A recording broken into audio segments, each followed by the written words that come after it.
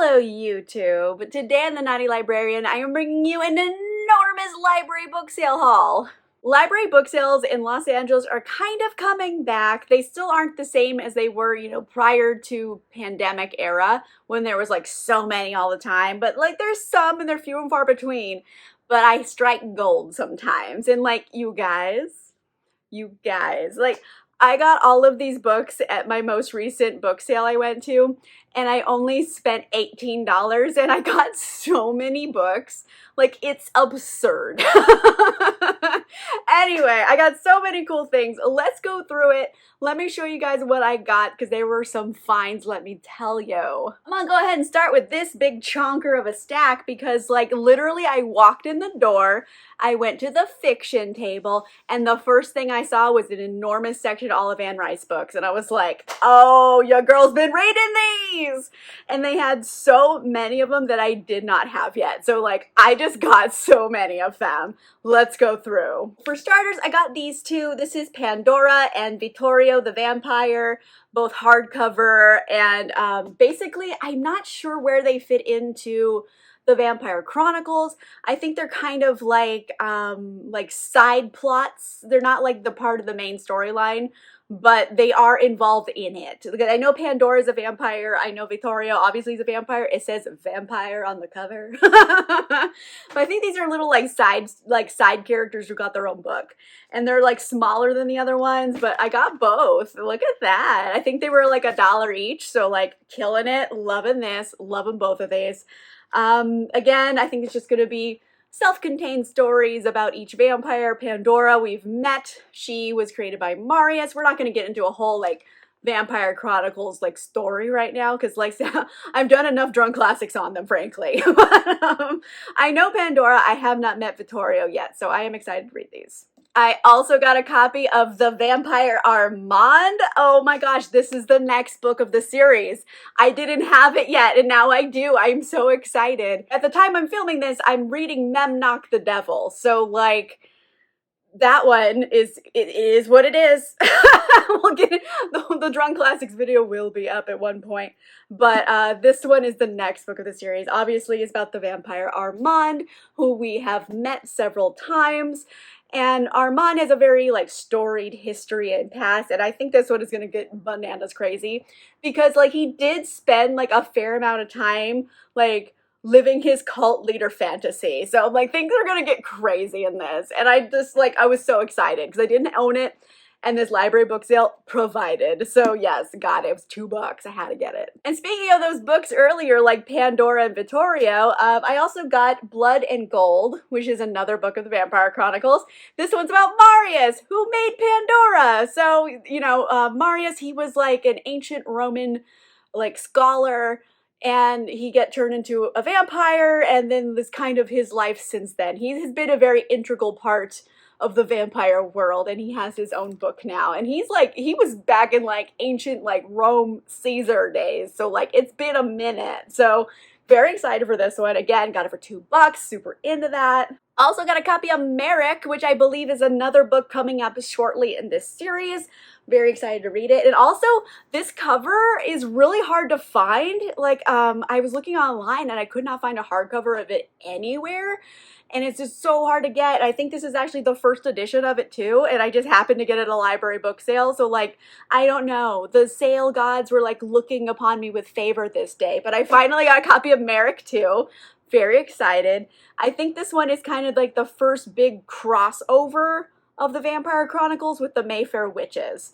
So excited for that. I love a good witchy book. And speaking of them like witchy books, I got the other 2 books of like the Mayfair Witches series. So I have Taltos and I have Lasher. So this is books 2 and 3, I believe, of that series. I already owned The Witching Hour. Luckily, I already owned it.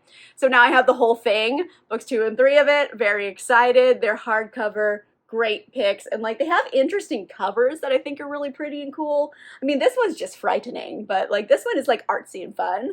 But yeah, they definitely have a lot of overlap with the Vampire Chronicles, so I'm thinking of including the Mayfair Witches stories in my Vampire Chronicles whole read through because they're so intertwined. So now I got them and I can do that. So I'm very excited about it. And last up, I got this copy of Servant of the Bones by Anne Rice. And I don't think this has anything to do with anything. I'm not really sure where this fits in. I think it might be like a different series or a standalone, but I don't think it's part of Vampire Chronicles. This one is more based in like Jewish mythology, which is really interesting. We're following Azrael. He's like a half angel, half demon guy. And we're following kind of just his life story, and it goes a lot into like Jewish mythology and that business. I don't really know what's happening in it. They're like, the blurbs are so like uninformative, but it is really cool. And on the back, they actually have like, I don't know if it's showing up on camera really well, but it's like a bust of a menorah.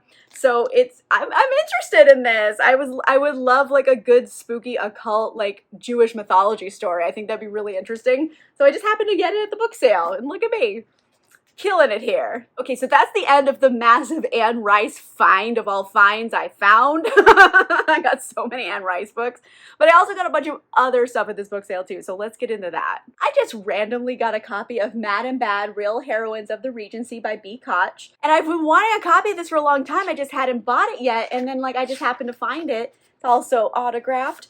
And B. Koch is one of the founders and owners of The Ripped Bodice here in Los Angeles, which is a romance-only bookstore. So I know B. I just haven't bought her book yet. Like, hey, look at me. I found it at a library book sale, so that worked out.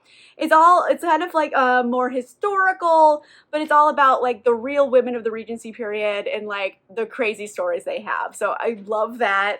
Very excited for it. Happened to get a library book sale. Killing it here. And holy shit, I was finding the finds this day, and I got a copy of Last Night at Telegraph Club by Malindo Lowe. I have been meaning to read this, and I just hadn't picked up a copy, and then I found this one. I got it for 50 cents, and I was like, yes, I wanted it so bad. Look how many book awards it got. It's queer, it's historical. I'm so into reading this. This takes place in the 50s. And it's about two girls falling in love with each other, and it's also at the height of like, you know, the Red Scare, the Cold War, and in particular Lily, she's a Chinese American girl, and you know, there's also a threat of deportation going on. So like these girls have a lot going on in their lives, and it's not like the most opportune moment to be falling in love, but they're gonna do it anyway, and I'm into it. So very excited for this one. I've heard nothing but amazing things, and I just happened to get it for 50 cents at the library book sale. Yes. Another 50-cent gem I got was Tales from the Shadowhunter Academy. And this is all like kind of little short stories in the Shadowhunters universe. Some by Cassandra Clare, Sarah Reese Brennan, Maureen Johnson, and Robin Wasserman. So I just kind of got it because I think it was like the only one I didn't have. I have all of like the Shadowhunter books, but I didn't own Tales from the Shadowhunter Academy. So I was like, okay, well, if it's 50 cents, I'll go ahead and get it. And here's the thing with me, I am a full chaos person, and I do not care about like what format the book is. Like I could have a soft cover and a hardcover and then like a UK soft cover, which is a different size, all in the same series, and it doesn't bother me. I'm a chaos person. I don't need everything to match. But like I am just the tiniest bit bothered by this one in general because like all of my Cassandra Clare books are hardback. This is literally the only one that's not. But 50 cents, like that is a phenomenal price. So like I will get over it. But yeah, it was just basically like the only like random book of that series I didn't own yet. So I was like, okay, I'm getting it, 50 cents. That's a good price. Now you guys, this next one is a find of all finds. I was stunned that I found it, but look what I got. This is a first edition arc of The Night Circus by Erin Morgenstern. First edition arc of it. I was like, gasp! And I know you're not supposed to sell arcs, but they're selling it for 50 cents at a library book sale. The money goes to the library. I think it's totally fine to do it in this instance. But like, oh my word, I snagged it so fast. I'm like, they don't know what they have. They don't know what they have. Oh my God. Because I know like on eBay, people are selling these for like $800 and it's insane. So I was like, gas, but I got it for 50 cents. But yeah, this is a first edition arc of it. It was a find of all finds. I was so excited. So yes, here we are with it. Bam, got it. I also got like a couple of like classics just because why not? I wanted to collect some pretty ones. And I got this really pretty edition of A Connecticut Yankee in King Arthur's Court by Mark Twain. And like, look at the cover. It's got like a little knight on it. It's got like this beautiful like kind of leathery binding. It's got the pretty end pages, and I think it also has like illustrations. Like, oh my gosh, look how cute. Like, this was like a reprint in 1984. So like, I don't know, it's like one of those collector's edition sets of like his books, but I only found this one, but I'm like, ooh, pretty. I loved it. And it has like all these cool like type fonts, and like, it's a really nice edition of it. I was like, someone put some effort into making this nice. Although I will say the font is so 80s. Like, you can't really probably see it very clearly on the camera, but it looks like an old computer textbook. The font choice is a choice. But yeah, I was like really excited to get this one. It was like $1, so I was like, heck yeah. Also, I got this really pretty edition of Pride and Prejudice, and I know I own Pride and Prejudice, and I don't make a habit of buying multiple copies of books I already own because it's like a waste of money, but I really like Pride and Prejudice, and I kind of want to collect pretty copies of it. Am I crazy? I don't think so. We're all bookish people. We all do it. But yes, I have this one. It's the Lorna Doone edition, Pride and Prejudice. And it has the fleur-de-lis cover and inside, and I don't know if it has like art. Well, maybe it has a little bit of art in it. But yeah, I just kind of grabbed it because it was like $1, and it was like a pretty edition of it, and I was like, okay, pretty hardcover edition, let's go. Oh my, I never actually looked at the copyright page on this, but this was reprinted in 1946. Holy moly, this is from 1946, but it's a really cute edition. Like it. Last up, I got like a big stack of mass market paperbacks because of course I always check the romances and get them while I can. I got a copy of My Fair Concubine by Jeannie, and it's actually signed by the author, and I was like, oh, gasp, love that. I did read the first book of this series, and it was kind of like, I wasn't like crazy about it, but I enjoyed it, mainly because it's so different for like historical romance. This is set during the Tang Dynasty in China. So like ancient China. Definitely a different like time period. Also, like, you know, it's a different country besides England, for heaven's sake. Like, frankly, it's all you need to do to be like original in the historical romance format, let's be real. But like, I did appreciate that it's so different from everything else. This is the sequel to the first book. And like, I don't know, I liked both these characters when I met them in the first book because they were both kind of like, I don't know, like she's a femme fatale and he was kind of a bad guy, but like maybe more of an anti-hero. And I was like, ooh, they're gonna get into some shenanigans, and it's signed, and I got it for 25 cents. So it was like, yes, I need this. So very excited about it. I also got this copy of The Princess and the Rogue by Kate Bateman. And I think I've read things by Kate Bateman, but I'm not 100% sure. But either way, I grabbed it because I'm like, yes, love that. And it's kind of like a Princess Anastasia kind of story, and I'm like into it. So we have Sebastian, right? He's like a Bow Street runner agent, and he's just living his life. And one day he has like this passionate kiss, and he's like, oh, who is this lady? And then he finds out this lady is actually linked to like this caper with a missing Russian princess. So he has to like dig deeper into her backstory and be like, what's this girl all about? Is she really innocent as she seems? And guess what? She's actually a princess. She's a princess in disguise hiding in London. And she kind of is like trying to outwit people trying to kill her. And Sebastian has to help. And I was like, okay, tell me no more. She's a literal escaped princess. Like, take my money, please. It was 25 cents. Like, I'm not gonna buy this. Are you out of your mind? And this last big stack are all Eloisa James. I found like a whole bunch of them.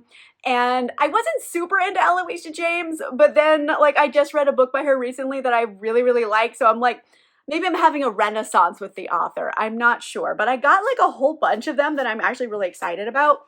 Like, I think these two are both part of the same series. So I have The Ugly Duchess and I have Once Upon a Tower. They're both kind of like fairy tale related stories. So this one is kind of like a second chance romance. So we have Theodora and James, right? Theodora, she is an heiress, and she was gonna marry this guy James, and she was happy about it. She was like, okay, this is gonna be good. Like, I don't really know why he would be into me, but he appears to be into me for all this stuff. Okay, we're gonna get married. They get married. She finds out, uh-oh, he wasn't really in love with her, or, you know, how her looks, for example. He just really needed her dowry. And she was like, you know what? I have worth as a human outside of my pocketbook, so fuck you. And she leaves. There is a separation, and I was like, you go, girl. I love that. Very shocking for society. And now James is like, but like, wait, I like you. So he has to like fight for her and like get her back. And I was like, yes, love that. I'm kind of way into it. I don't know, I'm having like an Eloisa James renaissance, and I'm like into it right now. And this one, Once Upon a Tower, kind of another like second chance groveling kind of story. And I'm like, okay, I'm into like 2 of them in a row. Why not? So this one is Gawain and Edie. Gawain's a duke. He's like, I just want like a boring wife. Someone who's just like chill, no tempers, just like a normal lady. And he meets Edie at her debut ball, and he's like, you're perfect, you're so bland, I like it. I'm gonna go ask your dad so I can marry you. And she's not bland at all. She just was like so sick at her debut ball with a fever that she was just deliriously staring at the wall and not talking to anybody. So she's like, what, I'm engaged? Since when? And she's actually like a little firecracker. She has a lot of personality, and she can't really hide it. So now she's married to this guy, and she has like a lot of feelings all the time. And he's like, ew. And she's like, you know what? No, I am worth more than a person. Fuck you. And she like runs away to like a tower, and she locks him out. And he's like, oh no, but I like you. And then he has to fight to get her back. So it's a very similar kind of plot line, but I'm still into it because I liked it the first time. I'm going to like it the second time. Into that. I also got a copy of Duchess in Love, and this one is Gina and Camden. So like Gina, she got married to this Duke, Camden, and I don't know, they got married when frankly she was very young. Like it says in the blurb that she would have been better suited in a schoolroom rather than a ballroom, and I'm like, how young was this girl? That's alarming. But she's married, and the Duke that she married, I guess he's like young enough and handsome, but like he marries her and then he bones out. He's like, all right, we're married, bye. Doesn't even consummate the thing. He just runs up. Well, you know what? Good for him. He's not trying to fuck a kid. So like, he just married one. At least he didn't like double down on the evil here. So like, he left. He's been gone for like a long time. She has grown up. Now she's like the cool girl. Like she's like a little scandalous, but like not all the way. And like everyone's obsessed with her.